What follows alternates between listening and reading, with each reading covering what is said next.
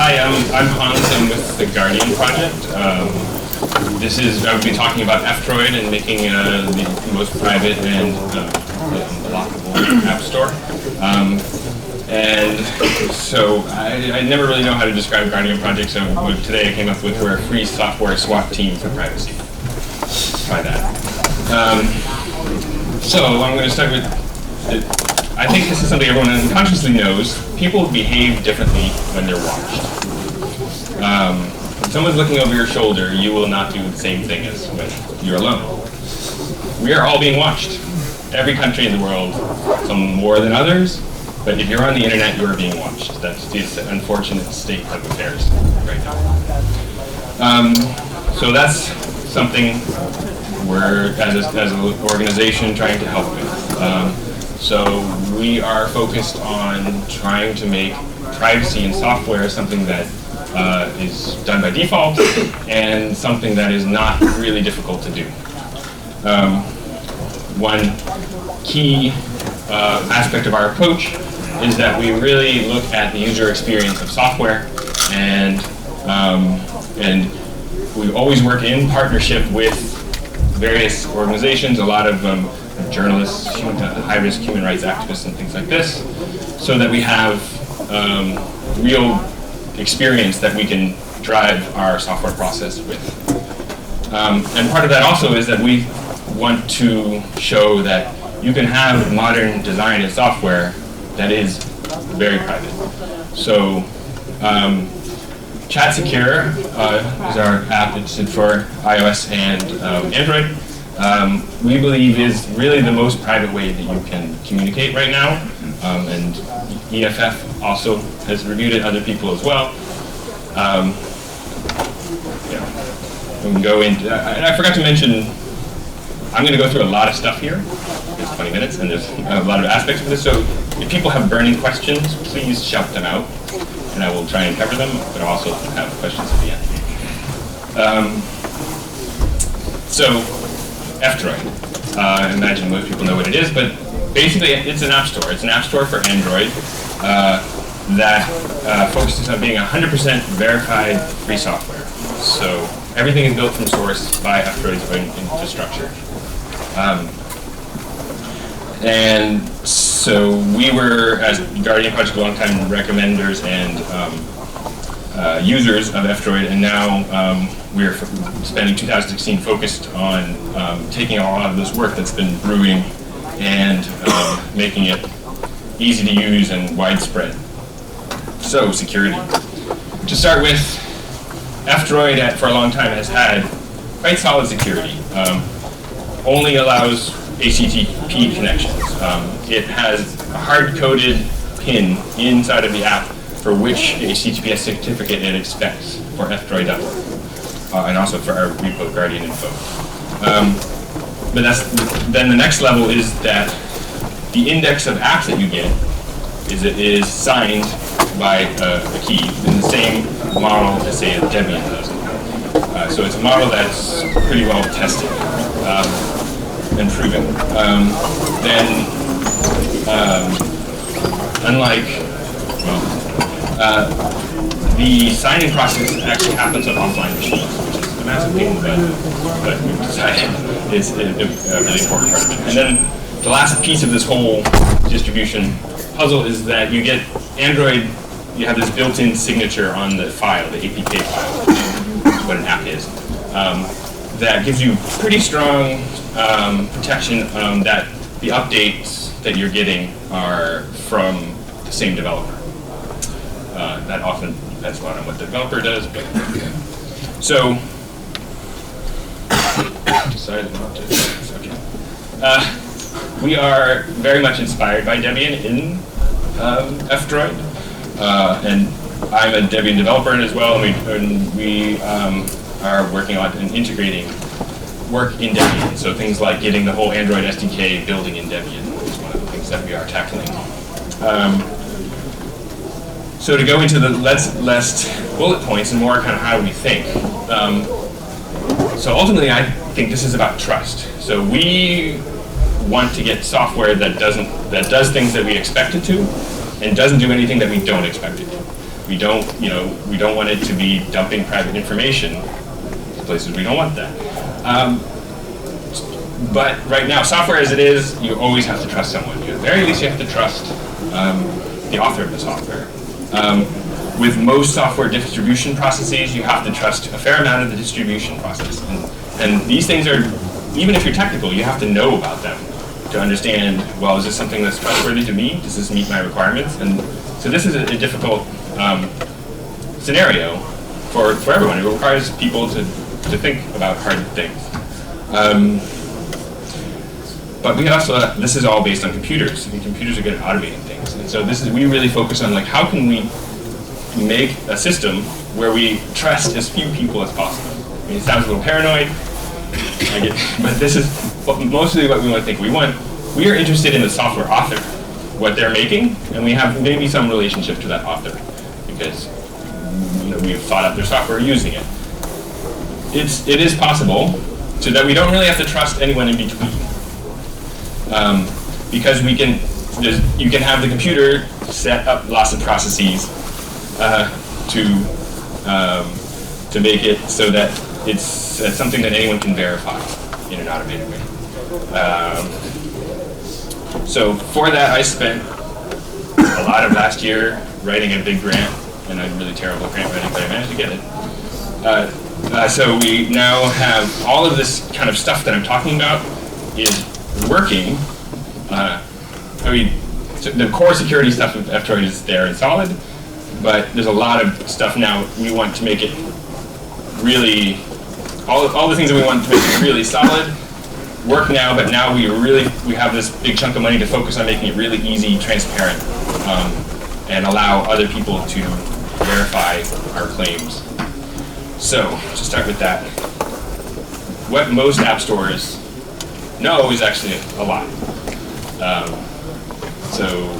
In Android, most people probably only use Google Play, but if you're in China, there is no Google Play for the most part. So there's a lot of app stores out there. Amazon has an app store. Basically, all of them that I've seen, they require that you log into them. So you're telling you who you are right there. And of course, they use that by default these days. If you log in, they track you. So they track everything that you search for, everything that you look at. So you look at a specific app, everything that you download, install, everything you've uninstalled. Something like Google Play actually tracks the apps that you launch and how often you launch them. You use them based on your IP address. They know where you are. They know your preferred language, the language of your device, based on the descriptions and metadata that your client is requesting, so it's displayed. So it knows quite a bit about. So then really the question, what does the App Store actually need to know to do its job? Well, it knows something. If it knows nothing, it's kind of useless. That's about it, yes. How to give you the files you request. I want this file. So HTTP, it knows, I want to say, give me this file, it should give it to you. That's all it really needs.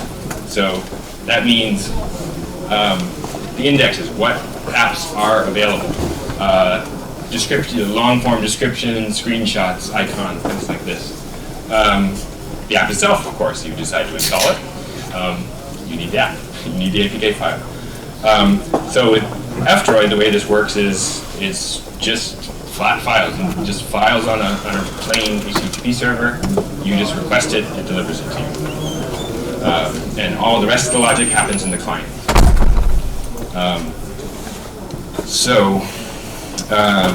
That means there's no analytics, and then logins, usernames, all sorts of other things.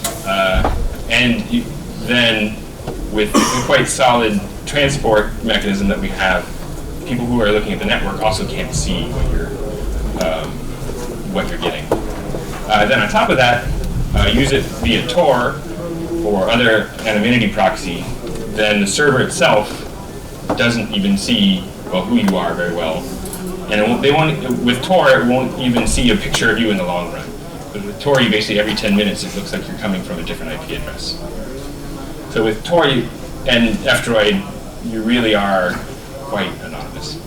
And if you think you can prove us wrong, please do, and just tell us about it so we can fix it.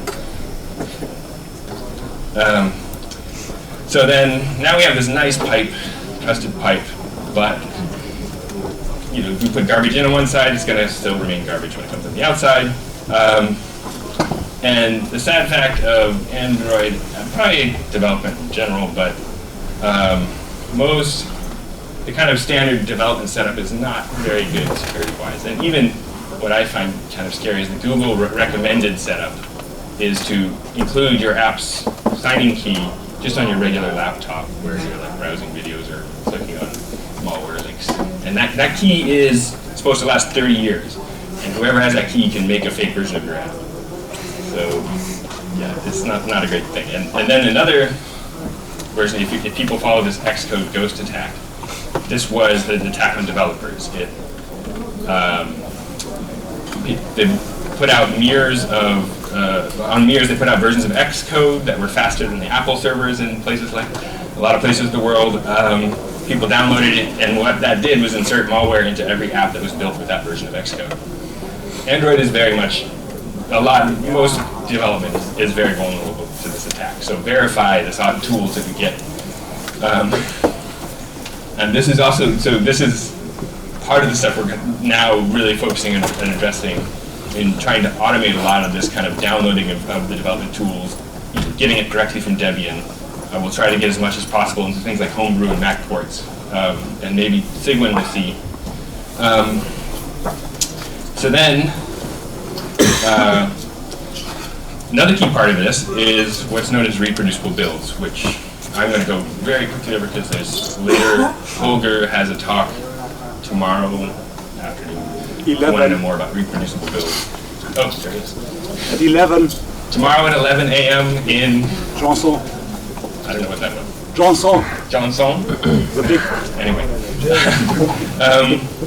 So, the idea of reproducible builds is that anyone who downloads the source code can recreate the exact same file.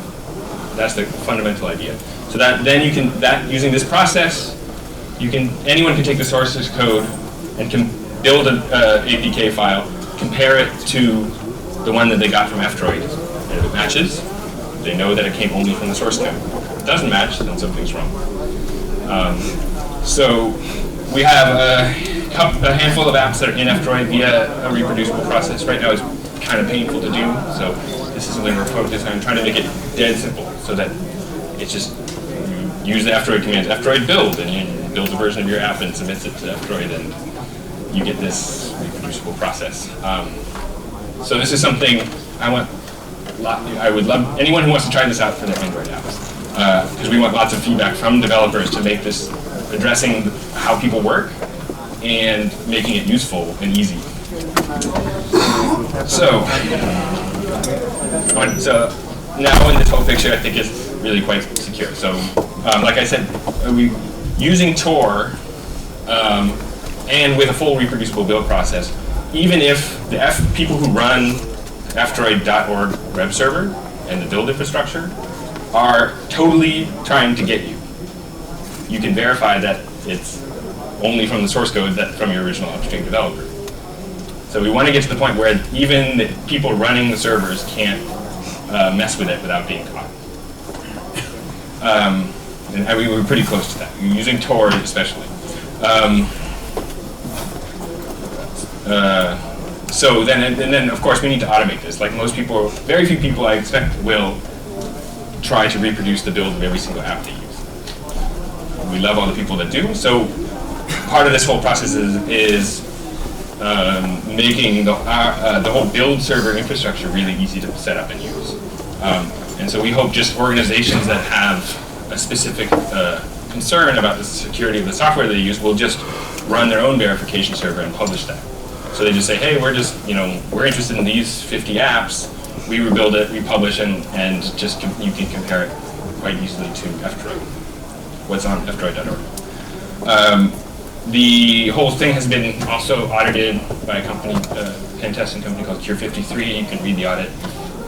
There were issues found. We fixed them.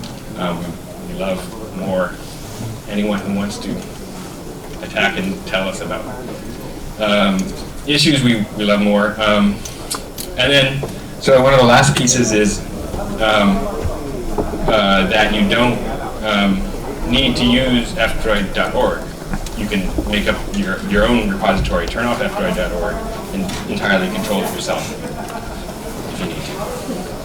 So this is the goal, the chain of trust from the developer's source code to the app that's on your device. So now, flipping to another side of this whole thing is access. There's a lot of reasons why people can't get apps sometimes. Maybe some of the more well-known ones these days are various internet outages, deliberate internet outages where companies and governments order internet to go out. There's also inadvertent internet outages. I mean, I worked in downtown Manhattan in September 11th, and there was a lot of places without internet for two. I mean, without internet, without phones, without cell phones. So, it can happen everywhere. Also, a lot of places in the world, the internet is still pretty expensive. And apps can get pretty big, especially when you're up to, say, Firefox, 40 megs and getting updates and things like that. And then in other places, people are just concerned that if they're being monitored, that they can get in trouble for downloading services. So we want to try and address all these kind of use cases in the whole F-Droid ecosystem. So here's like kind of a map of how I'm thinking about it. This is you. This is fdroid.org. We also, we're not obviously running the Google Play Store, but we want to make sure that we play nice with it. So the Android security model actually makes that relatively easy because the app is identified just really by that signing key. So yeah, you can get your, via Wi-Fi, via whatever way you get internet. You can use also Tor. You can get apps from the central server at the same time. You can subscribe to individual developers or organizations' repositories of apps. So say, in China, Google Play is blocked pretty effectively. So if we get to the point where F-Droid is blocked, then there will still be alternative servers, or someone can just start one when that's local to their city. And then you can also, so I don't know if any people here were old Palm Pilot users, but with Palm Pilot, you could beam apps, and it was awesome, and it worked quite easily, and it probably had terrible security, but I don't know. And so a bunch of us are old Palm Pilot users, and we're like, why can't we do that? Like, that was so easy on Palm Pilot, and no one. And so we're also putting this into F-Droid, because it's actually totally doable. So you can easily send Bluetooth. Bluetooth is built in, it's relatively straightforward. We're also making, so what we call it, there's a swap process in F-Droid, which uses Bluetooth, if you're on same Wi-Fi, so use just the local Wi-Fi. So it doesn't have to have internet access, you just have to be able to talk to each other. And you can also have one phone act as a hotspot. So if there is no Wi-Fi around you and one phone can be a hotspot, the others can connect. And then this gives us, instead of just sending apps, that's like a little app store. You go in and you choose which apps you're sharing. And then the other person connects and you say, okay, I want that. You get updates. Yeah, works for any APK. Yeah. Any APK so any app that's installed on your device will show up as an option for something you can put in your local spot store. So that's the thing. The APK, in terms of the distribution part of this, it's just any APK, wherever you get it, just don't tell me you're using it for piracy. I can't stop you, don't tell me. But it will work on any APK. They're just a zip file. So this stuff is all working, but difficult. So that's what we're really working on, and we want lots of feedback to make it not difficult, because we think it's just really a matter of some rounds of design and feedback. So the last part of all this As I said, we're also adding something totally new. So app stores have media handling. So we're like, why doesn't Droid? There's a lot of free media out there. So we're adding media handling. So that means audio, ebooks, audiobooks, video, ebooks, anything. There's also something we want feedback on what specific kinds of media formats should be handled by us. So people are the next step is another kind of fun way of providing access, known as collateral freedom. You may have heard of this term. Basically, the idea is in countries that block a lot, you can tag along on websites that they are probably unwilling to block. So GitHub is one. So we're going to make it so you can publish your F-Droid store to GitHub. And since it's all behind HTTPS, you can't really block one part of GitHub. So they have to block kind of all of it or none of it. This also works with, like, say, Amazon S3, lots of cloud reserve services. And really, this is a group called Great Fire. We're actually based in China. They're really kind of pioneering on that.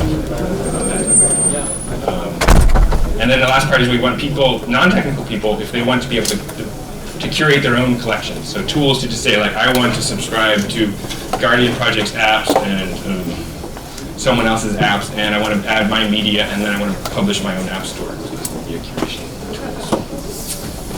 And so that's us, fdroid.org, Guardian Project. Yeah, behind it, and I'm on.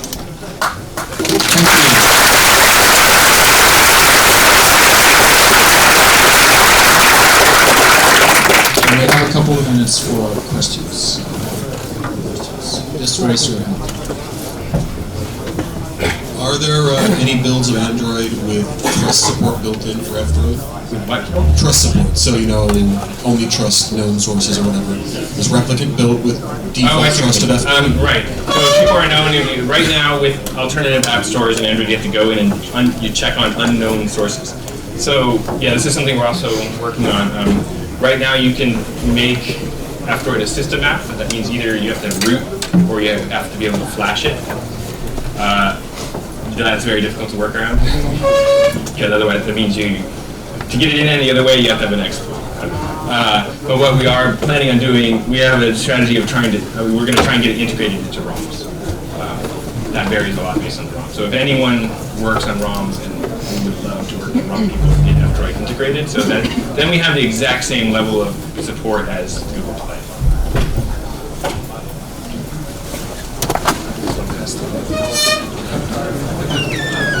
Okay. You mentioned Signal earlier. Signal developers actually made, it was everything about security, and the Signal developers themselves claimed about security issues for asking Signal to get off F-Droid.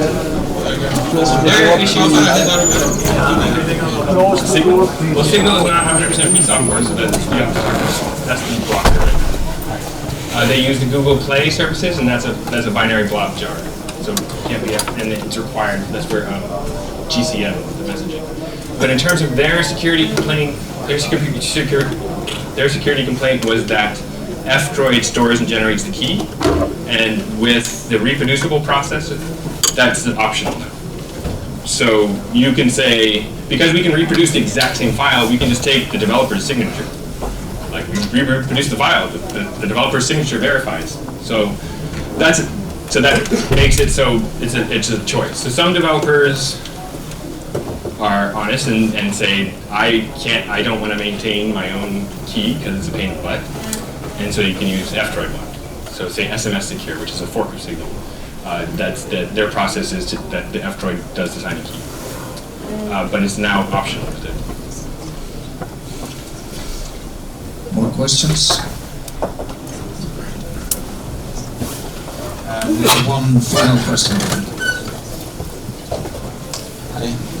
You mentioned making F-Droid more accessible to regular people. Yes. Have you considered maybe rebranding, changing the name? Because it's not super obvious, right? Yes. There's a lot of discussion about that. Unfortunately, So we have like a roughly $500,000 in funding, which sounds like, oh my god, that's so much money. But when you run a development process, that's not that much money, and we're trying to do a lot. And like rebranding probably would take a third of that. So hey, if someone wants to like give us a bunch of money to rebrand it, all right, we'll do that. But right now it seems like there's a lot of other things that would, like for example, part of this funding is totally redoing the user experience to feel much more like a modern app store. Right now it feels very 2010. Okay, thank you, Hans.